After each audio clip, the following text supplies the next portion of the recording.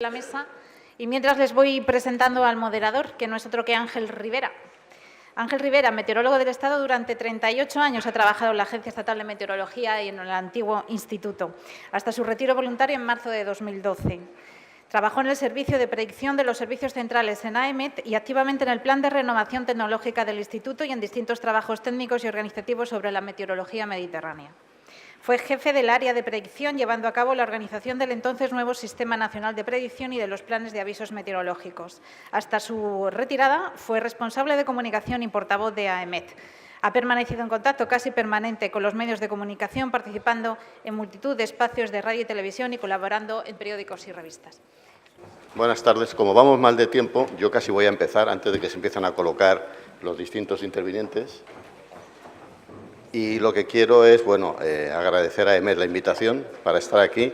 Me encanta que AEMET nos recuerde a los eméritos para colaborar con distintos eventos. En ese reconocimiento de méritos también tengo que hacerlo, Agustín. Cuántos años juntos, cuántos debates, cuántas colaboraciones, cuántas cosas hemos pasado y cuánto le agradezco toda esa interacción y lo que ha hecho por el Mediterráneo. Y nada más, como nos queda poquísimo tiempo, yo quería haber hecho otra introducción, pero vamos a pasar directamente a las cuestiones. A mí me han planteado dos cuestiones, algunas por escrito. Vamos a hacer también algunas otras. Yo no sé si los ponentes ya podíais sentar quizá y vamos a ir pasando un poco las distintas cuestiones. Me parece que no tenemos más allá de media hora, Yolanda, con lo cual vamos a tratar de ser muy concretos tanto en cuestiones como en respuestas. Y como aquí tengo ya, Agustín, yo creo que tú tenías que estar aquí porque ya hay algo para aquí también. Mientras tanto, a Jorge, que no le veo por aquí, pero está allí, que todavía no le he saludado. Perdona, está. No está ya. Es que tenía alguna pregunta para él, pero bueno, ¿qué le vamos a hacer? Bien, entonces sí que tengo una pregunta para Agustín, y para eso le decía que se viniera para acá. Ponte ahí.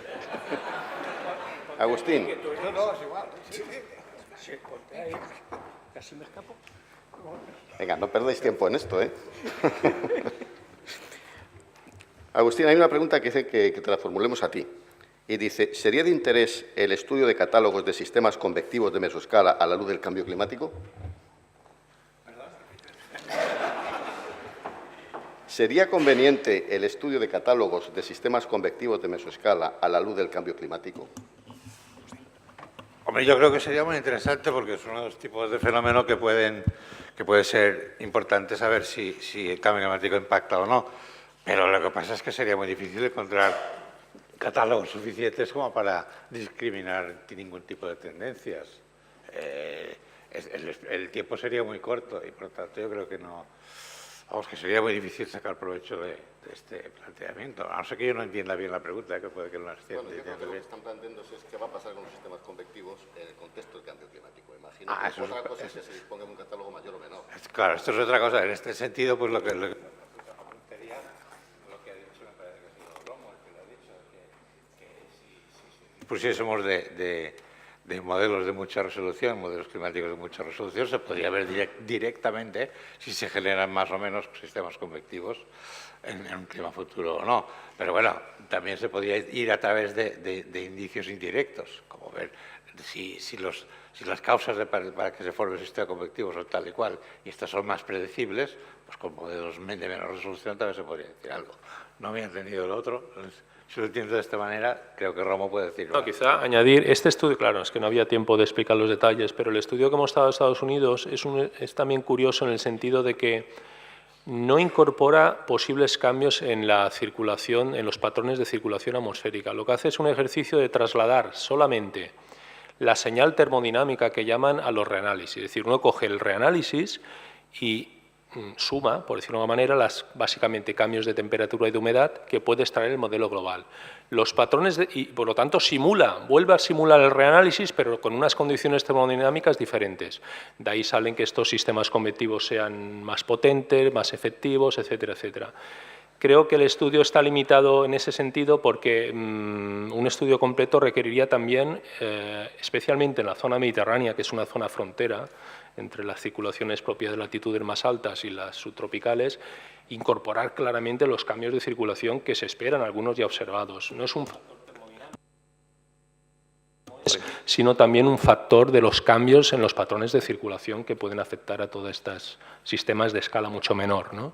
Sí, para rematarlo, digamos, en esta línea, pues sería lo que decíamos antes, o sea, los factores termodinámicos de mayor energía de la atmósfera favorecerían que sí que aumentasen los sistemas convectivos y, en cambio, los de circulación, en el Mediterráneo dirían lo contrario, porque las circulaciones de perturbaciones van más al norte, simplemente. Muy bien, yo creo que es un tema interesante, pero vamos aquí. Para José Miguel, le preguntan sobre comunicación. Habla de cómo se podría agilizar la transmisión de la información a los medios de comunicación. ¿Son suficientes las redes sociales? ¿Habría que hablar más de impactos? ¿Cómo sería esta comunicación del siglo XXI desde el punto de vista de los fenómenos adversos? Bueno, yo creo que las redes sociales nos están dando alguna enseñanza, ¿no? No todo en ello es bueno, pero yo me quedo siempre con la parte positiva de ellas, ¿no? Y son muy eficaces a la hora de transmitir información. Yo creo que, de hecho, los medios tradicionales se han dado cuenta de eso y están cada vez más integrados ahí.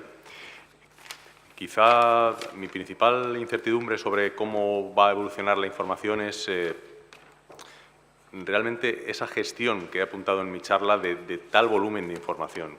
O sea, al final tiene que haber alguien, y si no es dentro del medio de comunicación, tiene que ser externo, que centre la información donde realmente está lo que se tiene que transmitir, porque si no tenemos el problema de la dispersión de la información. Entonces habrá algunos comunicadores que puede que sí, que tengan una capacidad de realmente acotar muy bien todo lo que hay y transmitir lo que se tiene que transmitir, pero en muchos casos pues se va a meter ese ruido o alimentar ese ruido en el discurso y entonces pues al final eso no funciona, ¿no? Entonces quizá ir a las buenas fuentes de información, acotarlas muy bien y luego la otra parte, digamos, que es la conversión o la transformación de la manera de comunicarlo. Y ahí, pues bueno, no hay una única fórmula. Yo creo que ahí, pues cada medio tiene sus propias herramientas. Quizá en la televisión es, al menos hasta ahora, la más potente, la que llega más rápido a la gente, pero bueno, ahora se está viendo también que a través de las tecnologías y de los móviles, pues es una herramienta también a tener en cuenta, ¿no? Antonio, tu referencia a los radares de polarización dual, ¿es exactamente un radar de polarización dual? ¿Cómo funciona? Y, sobre todo, ¿cómo piensas que se podrían explotar mejor los radares desde el punto de vista de la vigilancia? El radar de polarización dual es una nueva tecnología que los detalles tecnológicos no me los sé, pero sí que sé que permite calibrar muchísimo mejor el tipo de precipitación que está recibiendo. Es decir, cuando recibe la reflectividad, cuando detecta la señal, puede discriminar con mucha más perfección entre granizo, lluvia grande, lluvia pequeña. Entonces, esto nos permite calcular de una manera más fiable la intensidad de la precipitación horaria. ¿Esto para qué sirve? Pues en principio sirve que en una situación de precipitaciones intensas, inminentes, de nowcasting, tú puedas calibrar muy bien qué está cayendo en ese momento, cuánta cantidad está cayendo ya, cuánta es la acumulación.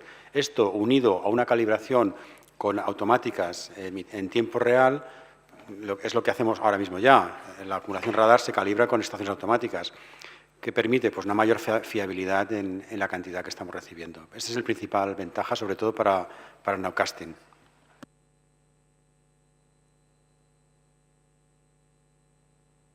Sí. Un poco mejor, si se puede hacer alguna mejora en su explotación, en sus... Sí, esto lo he intentado explicar antes en la presentación, de manera que los radares actuales, que tienen una programación fija, van por así decirlo a piñón fijo, es una exploración cada 10 minutos, pues reprogramarlos de una manera que tú en una situación de episodios intensos de un tipo de precipitación convectiva que alcanza cierta altura, tú puedas decir, no quiero que llegues hasta arriba, sino explora hasta tal nivel y en vez de cada 10 minutos, cada 5 y dame tal producto. Es decir, sería que tuvieran una mayor flexibilidad en la operatividad. Esa es la idea. Hacia eso se va.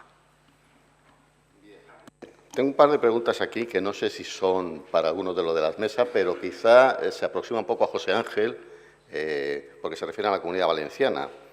Y dicen que con la cantidad de agua registrada en la cuenca del Júcar en los últimos meses, ¿por qué no se refleja más claro un aumento en el nivel de los embalses? Bueno, solo hay que mirar el mapa. Es decir, miras el mapa y los embalses más grandes de la cuenca del Júcar están fuera de la Comunidad Valenciana.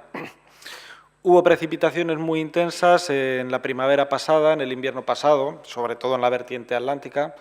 Llegaron también en parte al interior de la Comunidad Valenciana, pero muy desgastadas, desde luego nada que ver con lo que ocurrió en el centro y oeste de la península.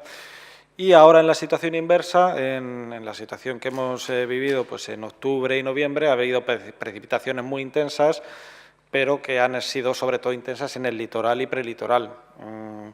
Claro, los embalses grandes de la Comunidad Valenciana, que es responsable de la Confederación, están fuera de la Comunidad Valenciana, el embalse de Alarcón, Contreras, otros embalses intermedios, no solamente son embalses para acumular agua, es decir, son embalses que sirven como regulación de avenidas, etcétera, es decir, que tienen otras funciones.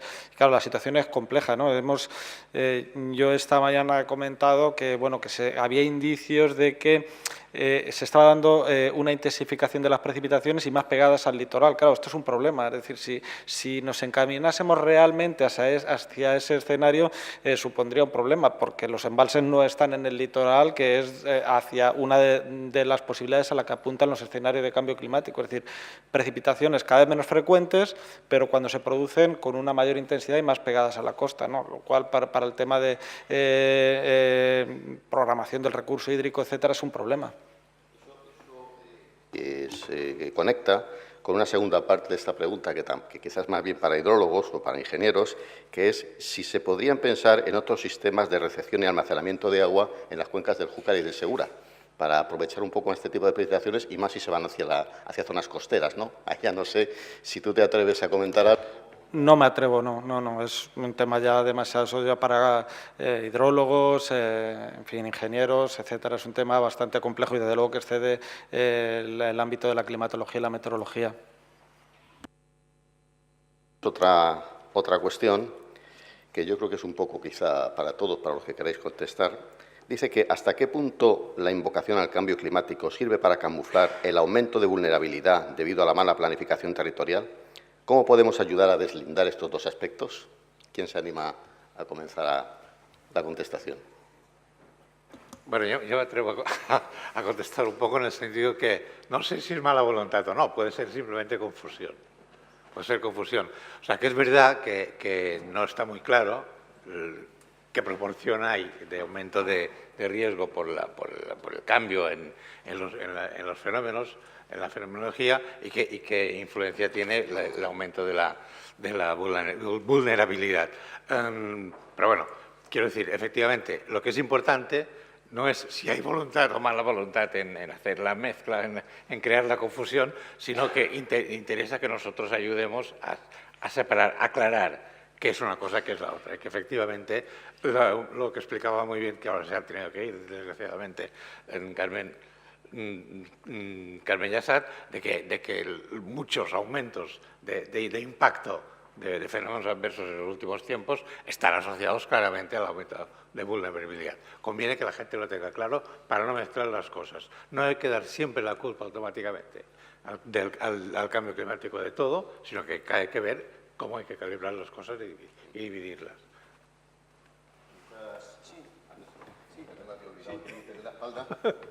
Sí, un comentario en este tema. Ya se ha hablado esta mañana. Los estudios de atribución no es una cosa inmediata y muchas veces los estudios de atribución, o generalmente, se hacen también en términos de probabilidad.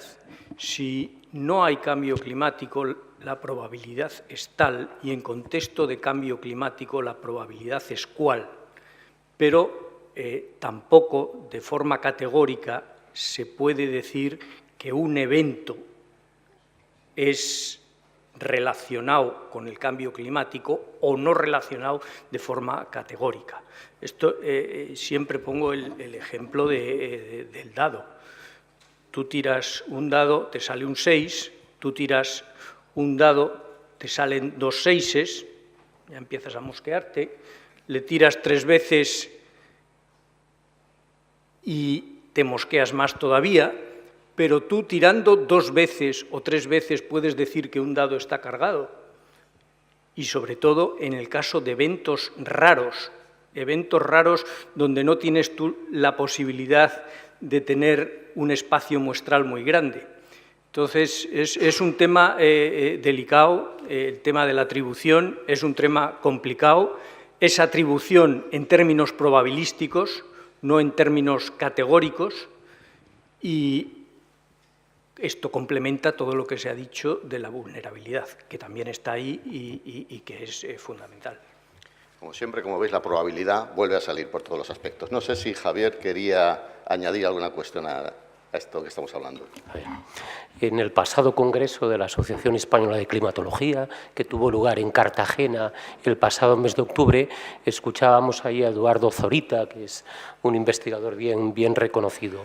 Él nos decía que la atribución de episodios extremos de temperatura, con todo el trabajo que hay detrás, es posible, es decir, que es posible atribuir un suceso extremo de ola de calor como la de 2003, que fue muy estudiada, como ustedes saben, al cambio climático, pero en su opinión la atribución de un suceso extremo pluviométrico, de una lluvia torrencial, esto prácticamente lo veía imposible. Es decir, la naturaleza del fenómeno precipitación, con una altísima irregularidad temporal y espacial, y teniendo en cuenta que la estadística de extremos es muy complicada, tiene una alta incertidumbre, eso lo veía difícil, muy improbable poderlo hacer de una forma así contundente, ¿no? Por lo tanto, habría que discriminar entre los tipos de variables y de extremos, ¿no? Por otra parte, sobre esta temática del cambio climático, yo la verdad es que la nómina de climatólogos que se dedican al cambio climático ha aumentado tanto en la última década, ya está bien, pero es sorprendente. Les cuento un pequeño secreto. Los que estamos en la universidad y pedimos nuestros proyectos de investigación en las convocatorias del Ministerio, sabemos que si, por ejemplo, un biólogo solicita un proyecto, y aquí tenemos gestores, como el profesor Casellas, y gestores del plan, si pedimos un proyecto de investigación que lleve por título, por ejemplo, imaginen que sea biólogo, etología del mosquito vulgaris en el Alto Pirineo.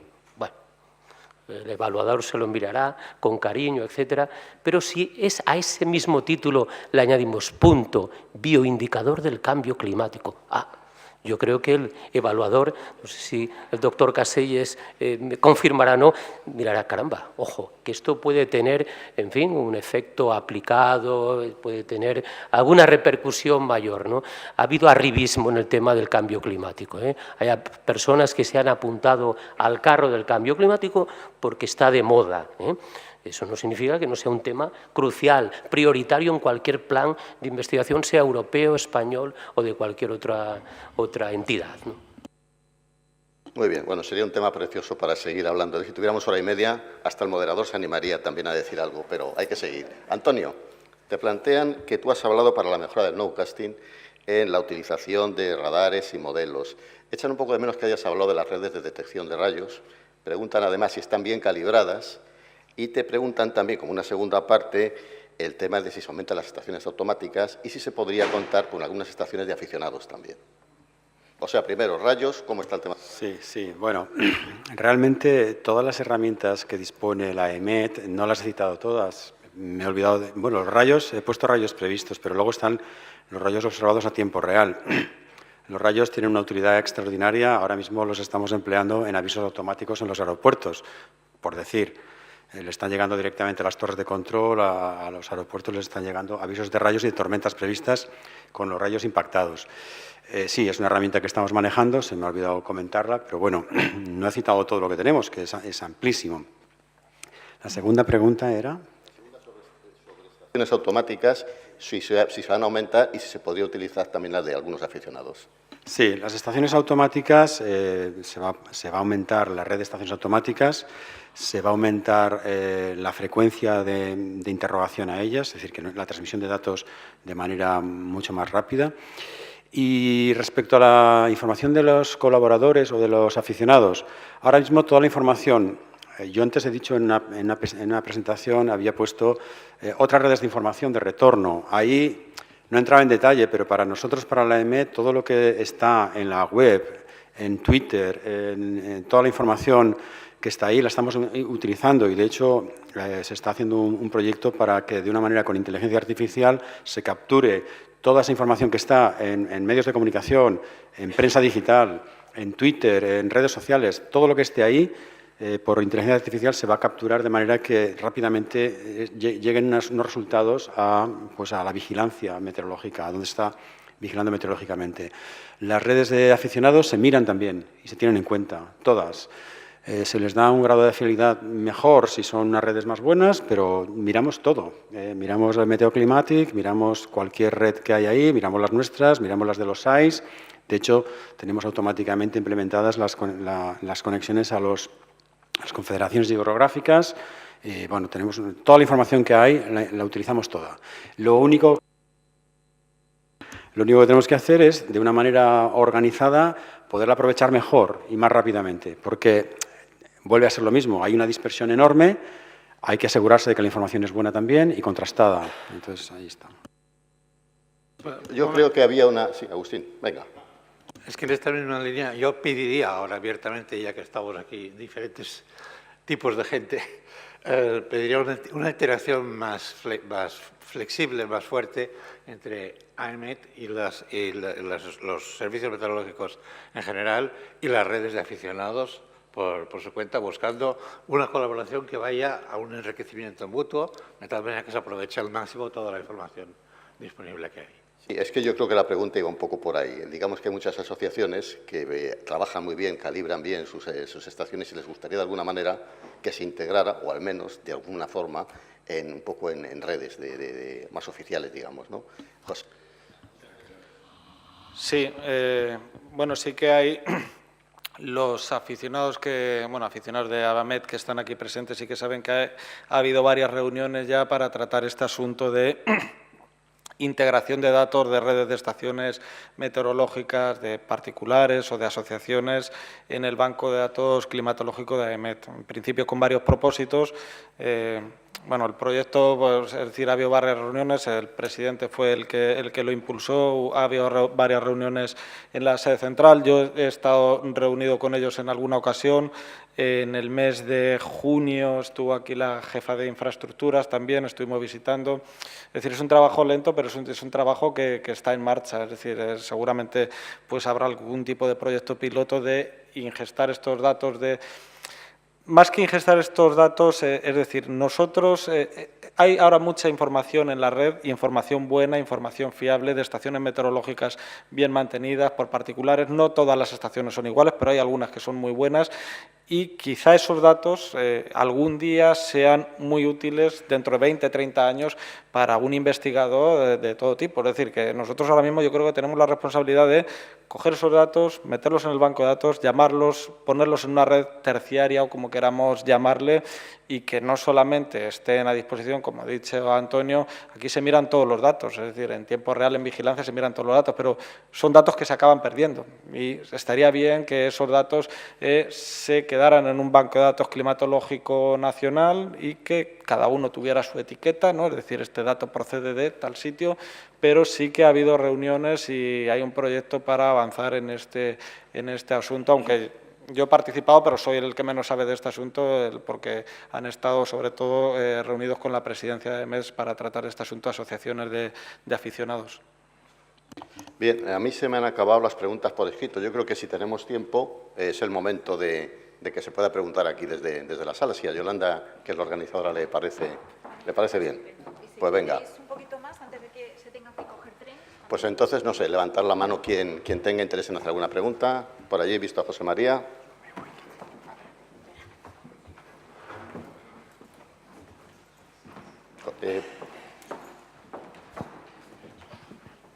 Allí tenéis la primera, José María.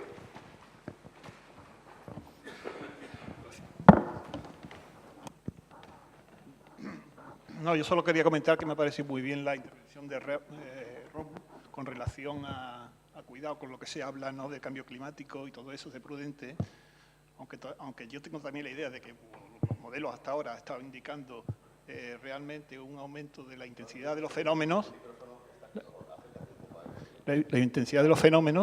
Pero aquí se ha comentado varios ponentes ya que han atribuido directamente lo que está ocurriendo, lo que ha ocurrido este año con el cambio climático, que ha sido, me parece haberlo escuchado más de una vez, ¿no? Y me parece que no existe esa... Bueno, no hay ningún trabajo realmente serio, ¿no?, que relacione esos dos temas, ¿no? La intensidad de precipitación con el cambio climático, pues tampoco parece ser que... Es decir, que parece, por lo menos en el Mediterráneo, ¿no? Es decir, que hay, parece que esa intensidad de aumento parece que se le podría deber a dos tipos de cosas, el cambio de circulación y la termodinámica, ¿no? Sí, lo que he querido un poco expresar. Bueno, primero desligaría eventos particulares, incluso series como la de este otoño con del cambio climático. Creo que ha quedado claro que es imposible técnicamente y desde luego hacer no hay ninguna correlación entre la subida de temperatura global hasta ahora y los cambios de intensidad, posible de intensidad de precipitación en el Mediterráneo, ¿no? Pienso que no, al menos no conozco ningún estudio así, más que argumentos, por ejemplo, que se ha presentado también hoy algún estudio en base a la relación de Clausius-Clapeyron, etcétera, argumentos de ese tipo. Yo me refería a proyecciones explícitas, es decir, que realmente estén simulando este bicho, esta tormenta particular y con suficiente número de sucesos como para trazar estadísticas, ¿no?, de cambios. Evidentemente uno siempre lo hace comparando futuro respecto al presente. Creo que eso no existe. Creo que hay que ser riguroso, ¿no?, a la hora de exactamente. Porque si no, de todas maneras, con el cambio climático, también es válido, desde mi punto de vista, emplear argumentos físicos. El propio IPCC, cuando saca algunas de las conclusiones, algunas de ellas son imposibles todavía de demostrar en base a las herramientas ahora mismo existentes, básicamente porque las resoluciones que harían falta son inalcanzables, todavía lo serán seguramente en un futuro.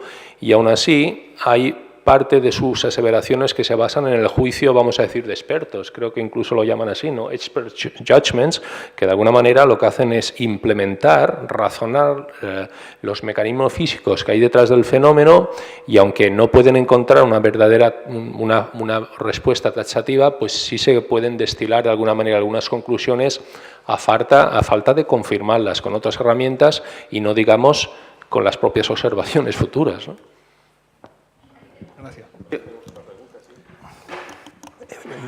Muchas gracias. Soy Ernesto López Baeza, de esta universidad. Quiero felicitar a EDMED y a los organizadores de la reunión porque verdaderamente ha sido perfecta y me gustaría comentar cosas con cada uno de vosotros, pero claro, quizá una de las cosas que más se ha oído ha sido el tema de vulnerabilidad, el tema de jugar no, quiero decir, el tema de vidas humanas, los riesgos, todo este tipo de cosas, pero me gustaría en este momento pues subrayar o enfatizar un poco el tema de Javier. Es decir, a mí me ha dejado tocado. Yo también tuve que explicar ayer la isla de calor en mi propia clase, pero el enfoque de esta presentación ha sido muy original, muy fuerte desde el punto de vista que quiero comentar. Y quería preguntar si en fin, has puesto ejemplos, aquí conocemos de Valencia, Madrid, conocemos a los autores, tú mismo, en Barcelona, pero estamos hablando de ciudades de 3 millones y medio de habitantes como mucho, Valencia 1,5 millones, pero hay otras ciudades en el mundo que son las macrociudades donde este problema debe de ser verdaderamente insostenible. Entonces, yo no creo, Javier, que la solución, no quiero minimizar en absoluto, sea simplemente el hecho de cubrir las paredes y los techos de los edificios, es decir, con zonas verdes. ¿Cuál es la solución para este tema? Porque realmente se ve que es importante. ¿Cuál sería la solución para este tema de la isla de calor que implica tantas vidas humanas por medio? Bueno, la solución a veces sería quitar la ciudad y construirla de nuevo. Esa es la solución total, con una visión de sostenibilidad, de esponjar los espacios, y hay que actuar sobre lo que se tiene. En el caso de Barcelona, como hemos dicho esta mañana, tiene un problema estructural la ciudad muy difícil de resolver. El tráfico rodado cada día con sus frenos, con el rozamiento de los neumáticos en el asfalto, en una ciudad sin parques, en su parte central, inyecta en la atmósfera una cantidad de partículas, esas PM, que afecta a la salud de los ciudadanos. Es un efecto silente, menos espectacular que las víctimas de una inundación, con esas imágenes catastróficas, pero está ahí. Se ha evaluado en algunos lugares que la mortalidad avanzada, porque claro, la mortalidad la podemos dilatar en el tiempo, pero es inevitable de momento, ¿no? Y entonces se dicen las víctimas que han adelantado su tránsito a la otra vida, pues las estimamos en tanto. La Organización Mundial de la Salud dice que en el planeta, fundamentalmente centradas en las ciudades, cada año mueren 3 millones de personas, adelantan su muerte 3 millones de personas por causa de la incidencia de las partículas y también de otros contaminantes de la atmósfera, ¿no? En nuestras ciudades las cifras tampoco son despreciables, son centenares, en algún caso miles de personas las que probablemente adelantan por enfermedades cardiovasculares su muerte por causa de la contaminación ambiental en las ciudades, ¿no? Pero es un tema un poquito diferente, en un principio, al de la isla de calor, aunque van ligados en cuanto a la densidad poblacional, ¿no? La isla de calor produce convección, esa convección urbana, y eso supone que algunos de los contaminantes puedan difundirse. Luego, al cerrarse la célula convectiva, pues vuelven a llegar a la ciudad, ¿no? Pero realmente es un tema muy complicado, es poco espectacular. Aquí yo creo que no se ha citado a lo largo de la jornada de hoy el tema de la percepción, Resulta que la percepción climática difiere a menudo de la realidad climática. Uno percibe algo que luego cuando va al archivo meteorológico eso no tiene el aval de los datos. Pero los psicólogos y los sociólogos nos dicen que los humanos no nos comportamos tal como es la realidad, sino tal como la percibimos. Por lo tanto, a veces hay víctimas porque tienen una percepción errónea del riesgo. Y ahora no está Jorge Olcina, pero él ha dicho algunas veces que casi todos los muertos por inundación, salvo un caso, pondré el caso de Mallorca ahora, recientemente, cumplen una o las dos de las siguientes condiciones. O son personas ajenas a aquel territorio concreto, inmigrantes o personas que están de paso o que están haciendo unas estancias, pero que no conocen aquel medio geográfico, o personas que van en todo terreno, por la falsa sensación de seguridad que da esa tecnología, ¿no? Y si se fijan las imágenes, casi siempre ocurren esos dos casos, salvo algunos recientes que tenemos en mente, ¿no? Por tanto, yo creo que el captar las imágenes mentales, estudiar la percepción de los habitantes, de nuestros conciudadanos, es fundamental para disminuir el riesgo, para disminuir su vulnerabilidad, porque entonces el experto, ustedes, todos nosotros, podremos transmitir los mensajes, la agencia, del modo que lleguen lo más claros, inteligibles posibles a nuestros conciudadanos para que tomen las medidas necesarias para disminuir su vulnerabilidad.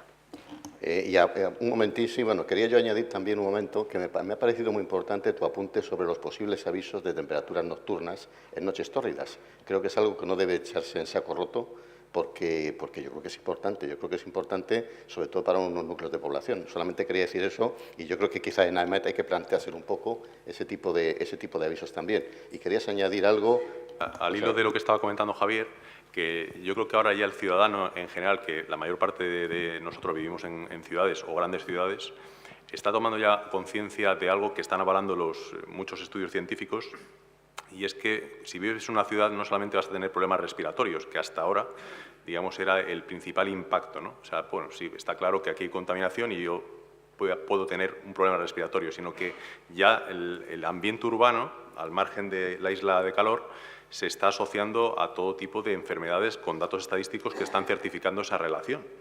Y al final eso está creando una conciencia en los ciudadanos de que tenemos que liberar las ciudades de coches, etcétera. Es decir, la conciencia que se está creando en mucha gente que vive en ciudad es la que tendríamos que intentar, con fórmulas adecuadas, de extender a la problemática del cambio climático ya con una perspectiva grande, ¿no? Global. Yo creo que quizá por la línea de la salud o por otro tipo de caminos, se debería de intentar llegar a eso.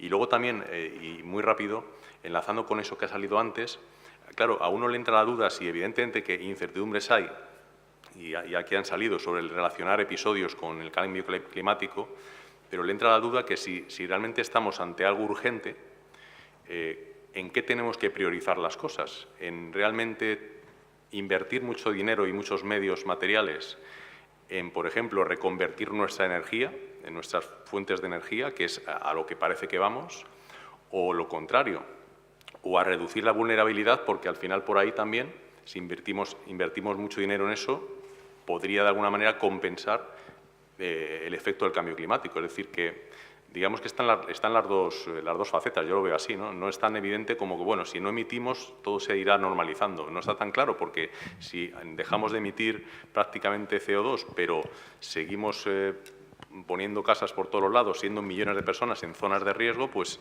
de poco nos va a servir, aparte de las inercias del sistema, de poco nos va a servir tomar ese tipo de medidas tan urgentes, ¿no?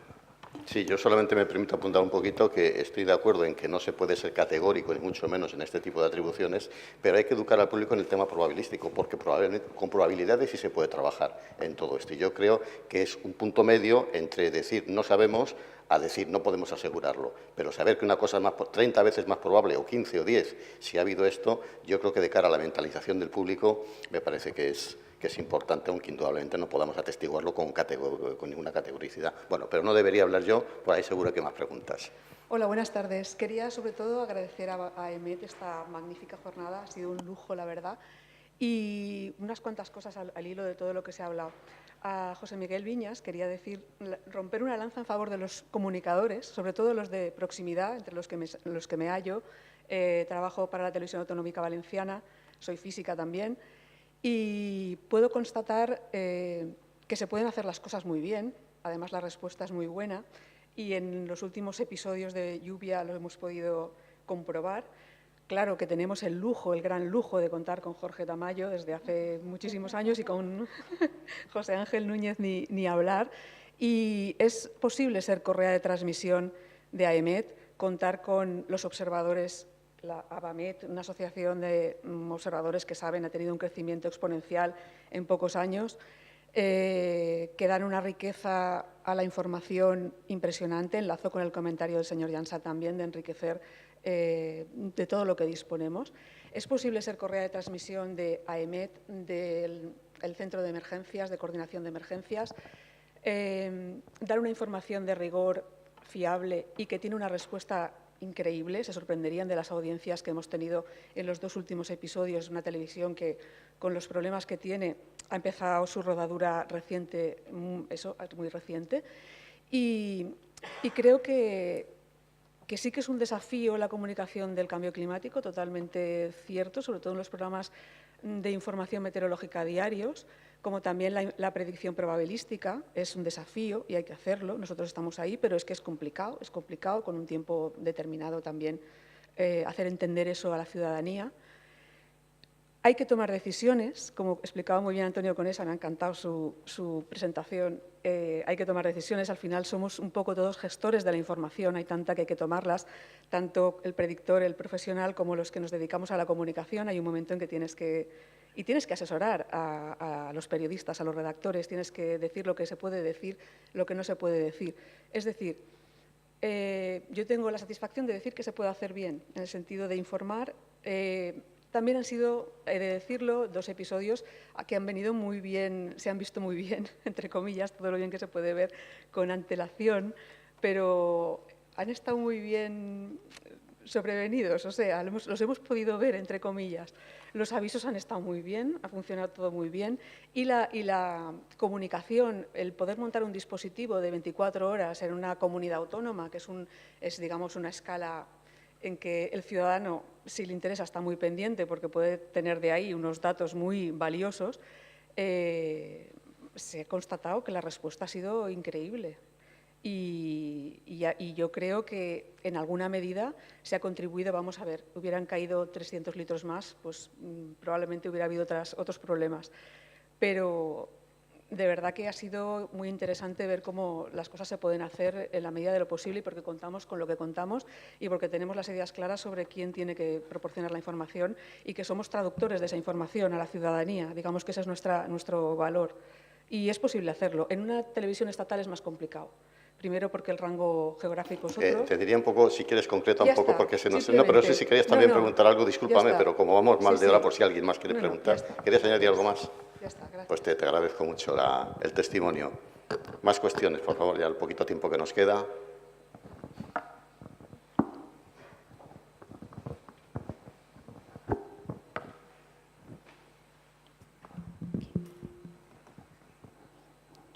Pues no sé, entonces te corto mal cortada si no hay más cuestiones, pero hay alguna más por ahí, ¿no? Bueno, ya que estamos, Venga. muchas gracias por la invitación. Somos de Salvamento Marítimo y nosotros hemos observado con el tiempo, los marinos profesionales ya navegan menos o ven menos, hay mucha más náutica de recreo y en tierra se ha evolucionado muy bien con los avisos, la predicción, la exactitud.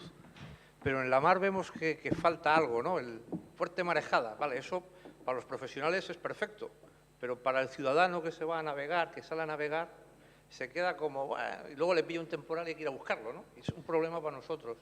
Y luego otra pregunta, nosotros usamos los modelos, los IRLAN o los ICON, pero ¿cómo se cogen los datos hay estaciones concertadas, buques o algo? ¿No tenéis datos reales en la mar? Los datos que cogéis de la mar son de los modelos numéricos, pero hay barcos colaboradores, como tenían los ingleses, o nosotros tenemos alguno, no entiendo, no sé cómo está ese sistema.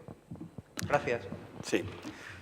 Bueno, la predicción marítima, los barcos estaban antes del barco K, que estaba en el Atlántico, cuando se daban los SINOPS, los SHIPS, que eran los sinos marítimos, cuando la información se obtenía pues, de las estaciones sinópticas y en el mar de los barcos. Esto ha pasado un poco a la historia. La predicción marítima es una predicción de las mejores que podemos hacer. ¿Por qué? Porque el mar, la respuesta del mar, el oleaje, tanto el mar de fondo como el mar de viento, responden a una variable que los modelos predicen muy bien, que es el viento.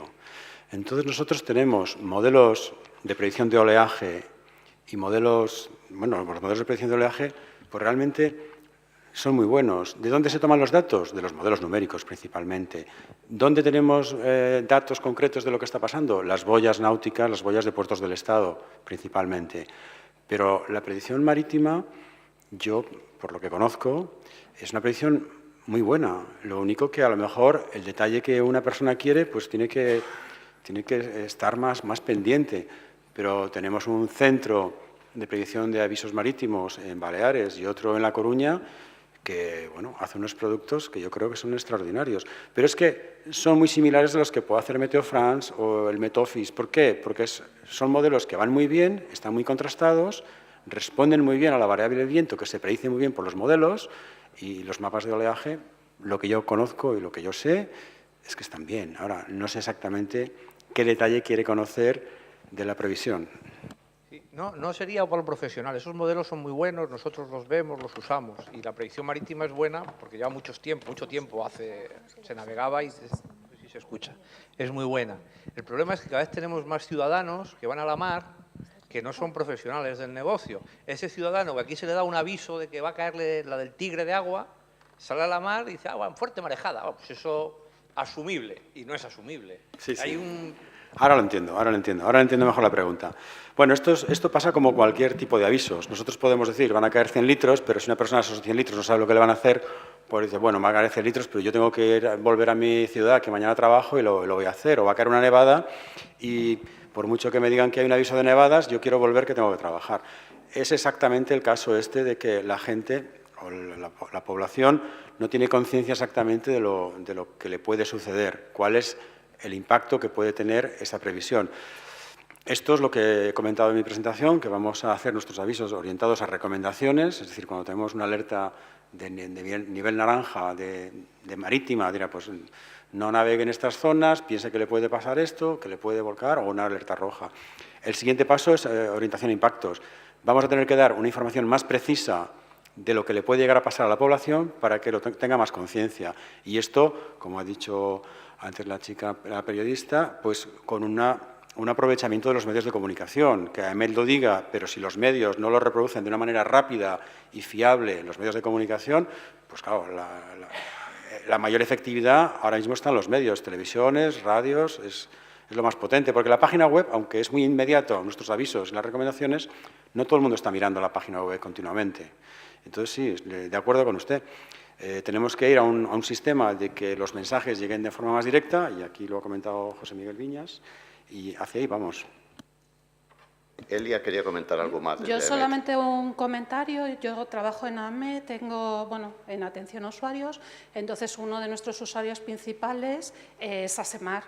Y la predicción marítima tiene el formato acordado con Sasemar. O sea, cada vez que hacemos un cambio de formato, se habla con ellos, se trata con ellos, se dialoga con Sasemar y una vez que estamos todos de acuerdo, se pone en funcionamiento. Solamente quería decir eso, ¿vale? Pues este tema suscita porque Agustín también quiere añadir algo a la cuestión. Bueno, yo solo quería decir una cosa, una pequeña cosa. Es verdad que la inmensa mayoría de las predicciones marítimas son de muy alta calidad. No cabe duda, porque es verdad que el viento, la presión, los sistemas dinámicos tienen mayor predecibilidad en principio que los hidrometeoros, por decirlo de algún modo. Sin embargo, no debemos olvidar que siempre queda algo. O sea, que digamos que el 1%, el 0,5% o el 0,25% de riesgo existe en el sentido de que precisamente en un lugar como el Mediterráneo a veces se puede formar alguna cosa como un Medicán y entonces sorprenderte por una evolución absolutamente desconocida. Recientemente apareció, debe ser el último, Medicán, que es el Zorbas.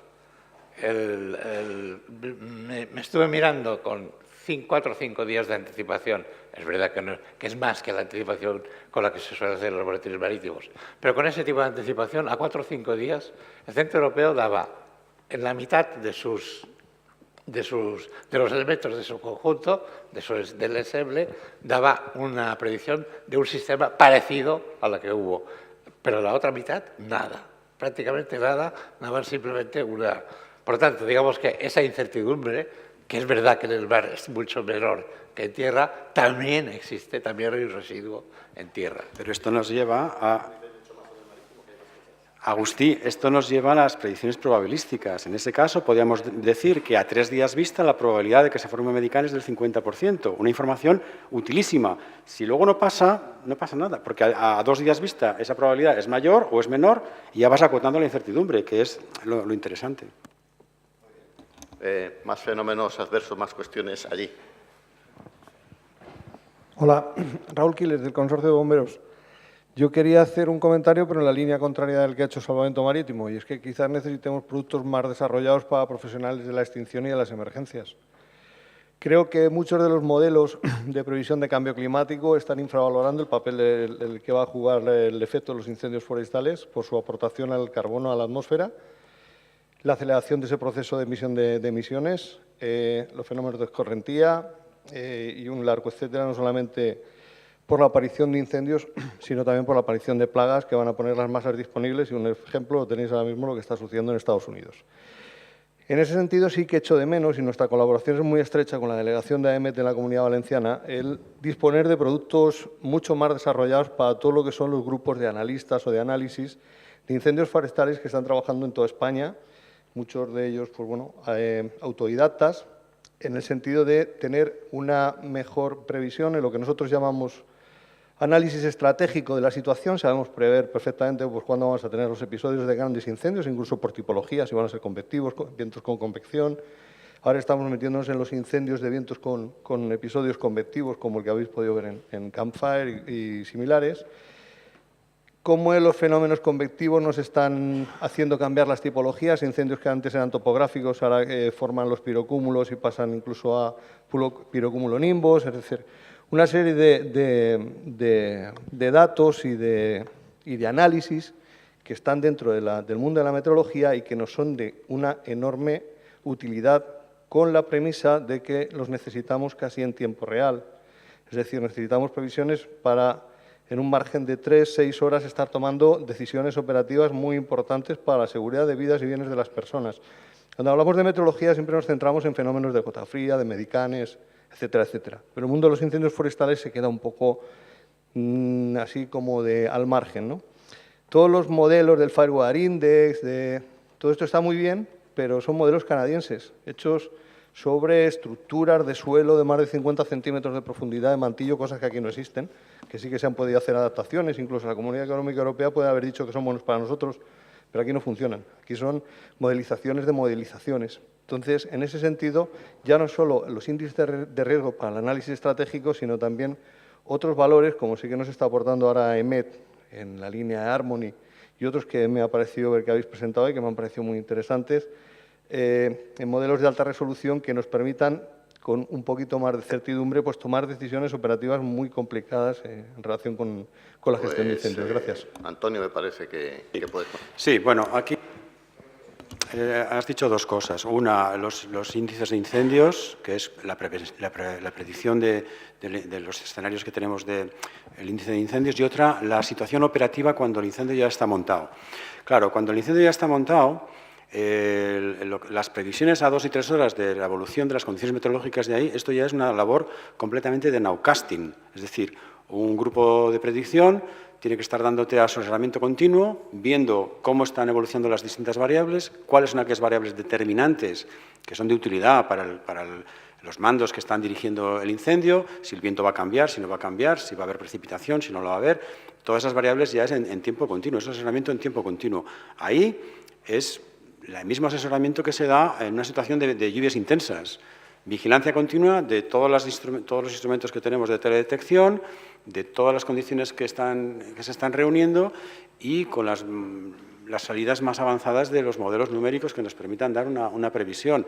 Pero claro, como el incendio tiene una dinámica propia, que el propio incendio va generando sus propias condiciones, pues claro, ahí es una combinación, una coordinación entre los grupos de incendios y un grupo de avisos, un grupo de asesoramiento. El modelo que se está usando para la previsión de riesgo de incendios, pues es el que tenemos, que yo creo que tiene bastante resolución. Exactamente, no sé si es el canadiense o es una variación sobre el canadiense, pero se está usando con los más altos modelos que tenemos aquí. Ya, bueno, el índice canadiense a veces entra en contradicción con el propio que tenemos aquí en la Comunidad Valenciana, marcando rangos más bajos.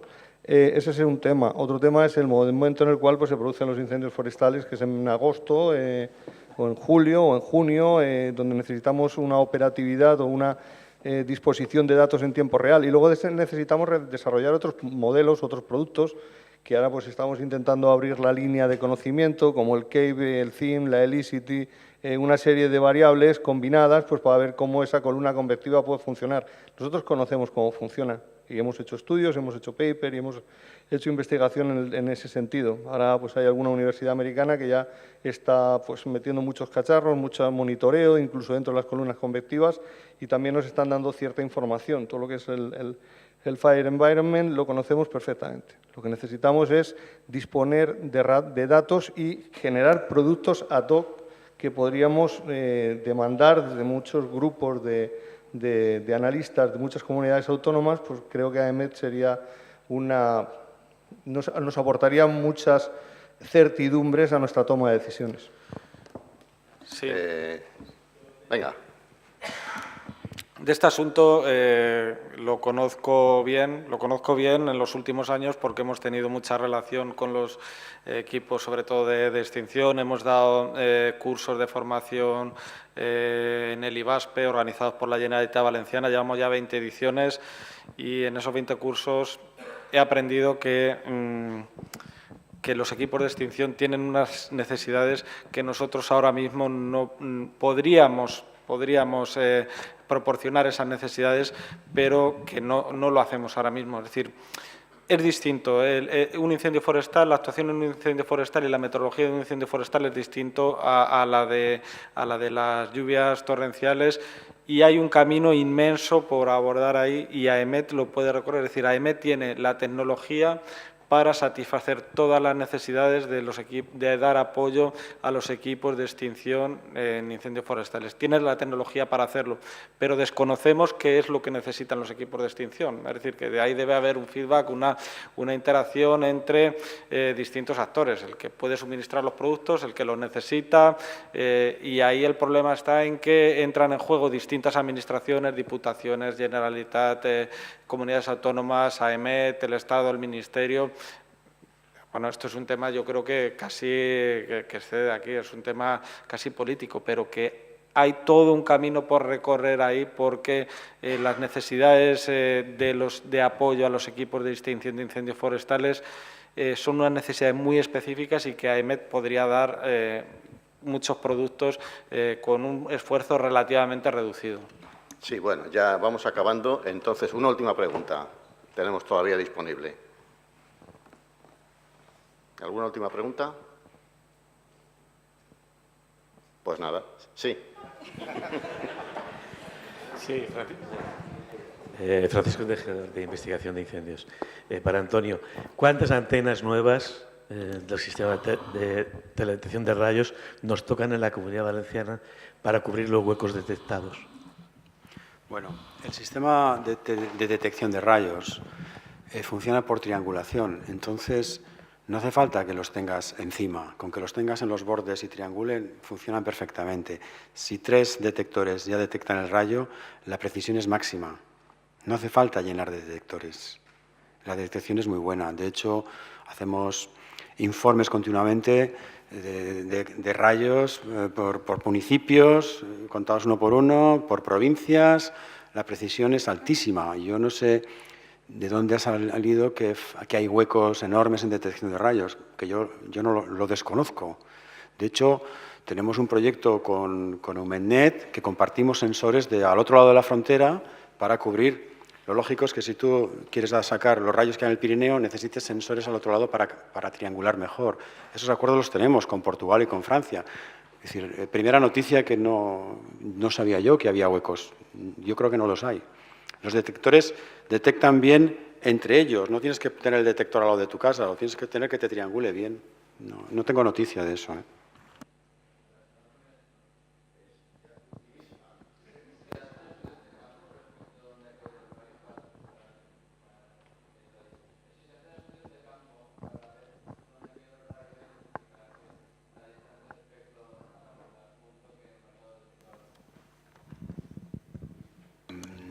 No lo sé si se hacen esos estudios de ir a buscar el rayo donde ha caído, a ver si lo encuentras y compararlo. No lo sé esto.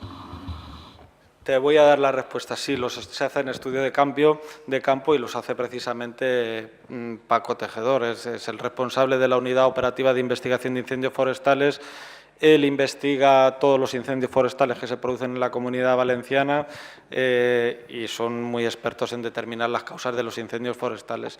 Ellos es un organismo de la Generalitat, pero cada vez que hacen un informe en el cual la causa del incendio forestal es por rayo, nos remiten el informe y vemos las conclusiones. Es decir, algunas veces hay una precisión de 0 metros, pocas, porque cada rayo tiene una elipse, pero muchas veces están dentro de la elipse, son rayos bien detectados y otras veces no. Es decir, son automatismos, es decir, todo automatismo tiene sus incertidumbres, pero sí que hay estudios de campo que hacen, bueno, sobre todo los relacionados con incendios forestales, son estudios muy detallados sobre las causas del incendio, dónde está el impacto más cercano al incendio y si ese incendio, es decir, si ha estado bien detectado o no por el sistema. Bien, pues ya tenemos que acabar necesariamente. Agradecer toda la asistencia. No sé si por parte de AEMET quieren añadir algo más. Yo, desde luego, dar muchas gracias por haber tenido oportunidad de participar aquí. Creo que todos estamos muy contentos de hacerlo y espero que haya sido útil para todos. Muchas gracias.